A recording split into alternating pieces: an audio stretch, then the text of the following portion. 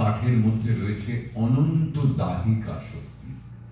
ওই কাঠটা জ্বালিয়ে দিলে কিন্তু পুরো পুড়ে ছাই হয়ে যাবে। তার মানে দাহিকা শক্তি ইগনাইট করলে ওটা পুরোপুরি বার্ন হয়ে যাবে, ওর ভেতরে সেই শক্তিটা আছে। একটা ইঁটকে কিন্তু পুড়িয়ে দিলে সে পুরোপুরি দহন হয়ে যাবে না, সে অলরেডি একটা ব্রিক হয়ে পুড়ে তৈরি হয়ে চলে এসছে, একটু কাঠ যেটা পারবে।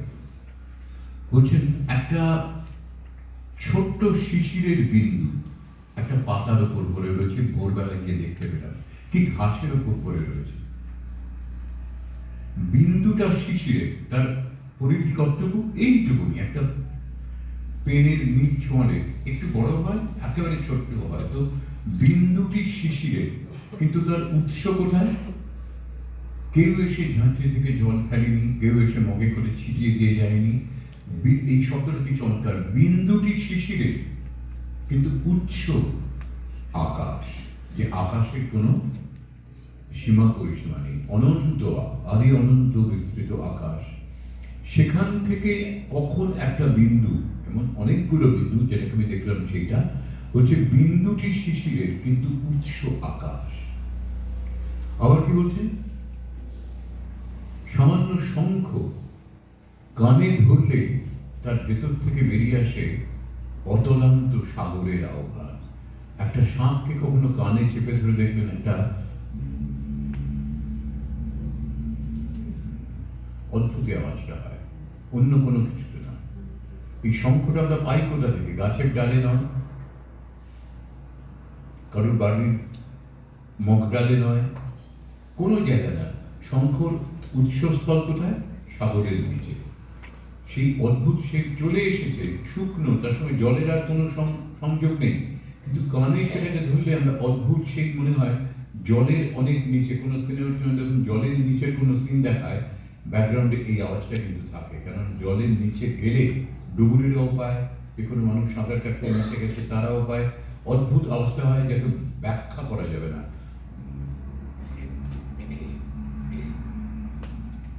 এরকম আওয়াজ কেউ কানে শুনেছেন শঙ্খটা দিয়ে? নিশ্চয়ই যারা শোনেননি, পাননি, করে দেখবেন সেইটা। আরেকটা কথা বললেন তিনি, একটা একাক্ষরী শব্দ, একটি অক্ষরের একটা শব্দ। কি সেই শব্দ?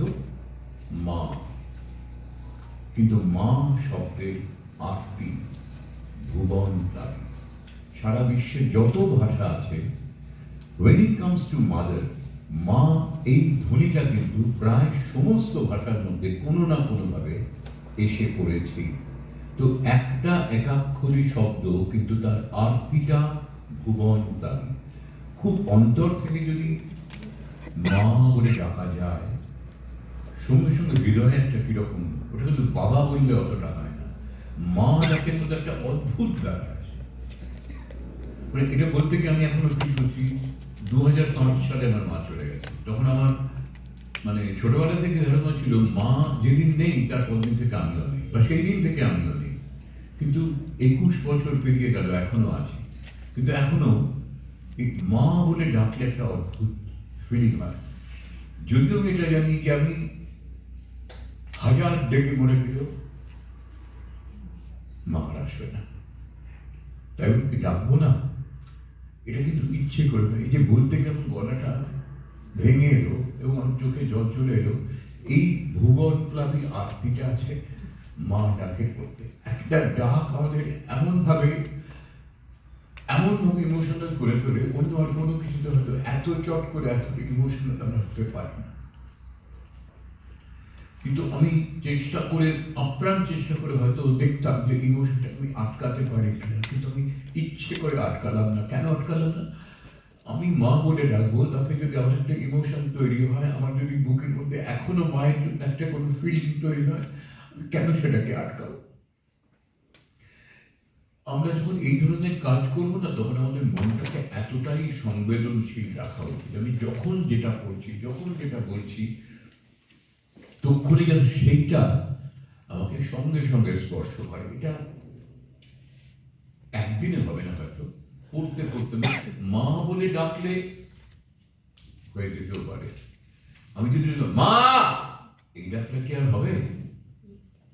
পেনটা নিয়ে যাবে, ভুলে গেছি, দিয়ে দাও তো, এই জাতের মধ্যে কোনো আরতি নেই, কিন্তু মা মা এইভাবে ডাকার একটা অন্য ব্যাপার। এসব ছেড়ে গিয়ে এখানেও এই ছোট্ট ছড়াটার মধ্যেও মা আছে, ভীষণভাবে গান আছে। এবং ওই জন্যই বলছি যে জীবনের নানা পর্যায়ে নানা রকম ইমোশন আমাদের চালনা করে এবং আমরা সেইভাবেই চলি।